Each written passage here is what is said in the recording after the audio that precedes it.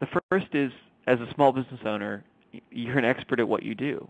If you run a company, you have to know your business frontwards and backwards. And what that gives you the ability to do is move a lot more quickly than maybe your competitors who are big companies. You can have a lot more of a personal touch because you know who your customers are. You know what their needs are. In many cases, you've had a relationship with them going back for years where both your companies have grown together. And finally, you can try new things. The reason you're on this call today is because you're willing to try new things and experiment. You don't have to go through a committee. You don't have to ask permission. You can really just say, if I think this is valuable, I'm going to go with it and see exactly how it works. In short, you've got a personal voice. When someone talks to your small business, they know there's a human on the other end. And that ultimately is what helps them make the decision to spend their money with your company. Now, we've seen a couple traits of what works in blogging in general, and these are really complementary. One great simple thing about blogging is you can have a professional-looking site that you can update really, really easily without having to be a tech expert. I know a lot of times in small business you end up saying, I've got a nephew that knows a little bit about computers, or, my friend's kid is going to help set up our website, and you end up having to beg for their time to get just a simple change when you add something to the menu at a restaurant or you want to put a sale flyer up on your website. Instead, we're going to give you the power to do that yourself without having to be a technical expert. And it's going to save you time. Probably your number one question is, gosh, how am I going to make time for having a business blog on top of everything else that we have to do? And what we've seen is we've talked to lots of entrepreneurs, and having a blog saves you time. Because there's a lot of communications you do that's repetitive or that you don't get the most value of over the lifetime of that message. And a blog is going to help you do that. It's going to help you say something once definitively and have all of the audiences that want to reach that learn from that message. In addition, it saves you from having to learn about how to distribute that message online. There's a whole industry called search engine optimization, or SEO. And these guys get into all kinds of tips and tricks about what they want to do to charge you money to get your messages into a search engine. Well, we do most of that automatically with a blog, so you don't have to learn about any of that world.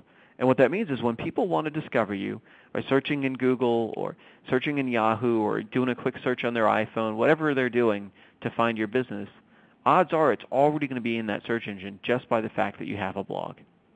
And that leads to that biggest step, which is that you can have a level playing field against the biggest companies in the world. Everything that they can do on a blog, you can do on a blog with just a limited amount of resources, because these tools really are designed to make anybody level the playing field, so that what matters is your passion for the topic you're talking about and your expertise, not the budget that you have to spend. So the thing that we've created with blogging over these past 10 years has been the ability to create and maintain relationships online through a website. And a lot of times you'll have that question, well, how is a blog different than a website that I've had in the past? And it's a really, really simple difference. It's about being able to maintain that relationship. When you create a blog, people know they're going to have a source of information from you over time.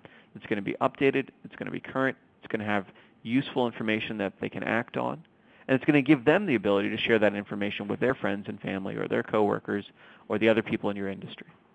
And it's all about those relationships. And after all, that's what sets a small business apart to begin with. So let's take a look at a real-world website that's pretty common. This is Melanie Thompson. She's a realtor. And this is the kind of website she's had in the past. It came automatically by her participation in MLS, which is a listing service that most realtors use.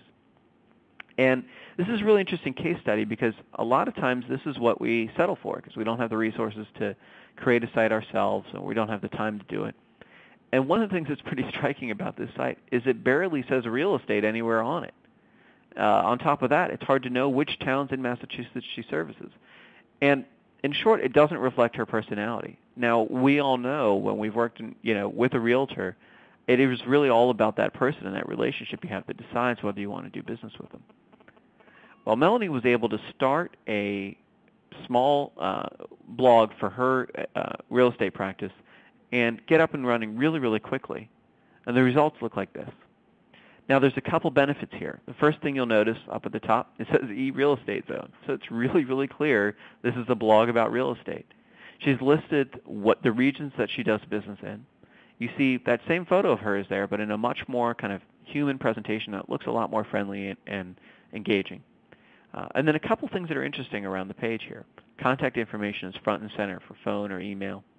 There's a place where you can sign up for an email newsletter just by typing in your address. And that's something that can automatically be integrated into this blog.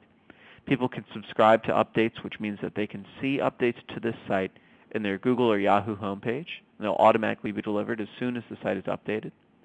She's got her welcome message in the center, which is just explaining exactly who she is and what she does.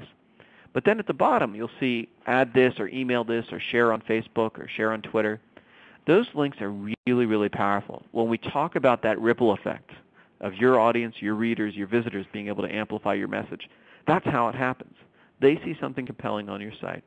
They click on that link, and instantly they're sharing that with the rest of their friends or their coworkers or whoever else they're connected to online. And of course, we've got that core information of what's about Melanie's practice of where she does business and where she is an agent for. And so what we've seen is a transformation of the perception, the perceived value, what she's bringing to her market. And it's happened with just a couple simple steps that have the side benefit of making sure she shows up in the search engine when you search for real estate in these towns. So we've demonstrated, I think, 2 of these 4 points really, really well. The first is that she can move a lot more nimbly than the big companies that provided her listing service. That's an important part of her business, but it doesn't really do the job of presenting her face as well as the blog does.